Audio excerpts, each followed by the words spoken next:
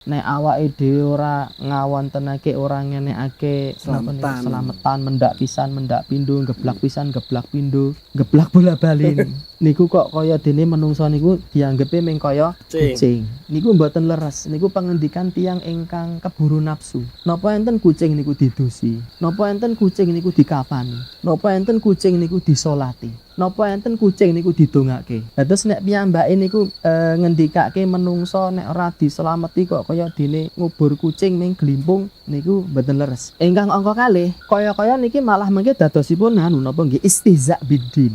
Dadi kaya wong ngolok-olok ngece marang syariat. Allah Subhanahu wa taala niku sampun maringi syariat ingkang sae kagem awake dhewe umat Islam. Menawi lair wonten paugeranipun diperagake mendo, diparingi asma ingkang kinarya japa ingkang mengandung doa kesaenan. Semanten ugi mangke menawi badhe palakrama wonten paugeran syariat. Semanten ugi menawi sampun sedo wonten paugeranipun. Nggih menika dipun suceni, dipun kafani, dipun salatake, lajeng dipun makamaken nggih wonten liyang lahat, lajeng dikentuni donga. Saben dinten sadengah papan sadengah wekdal.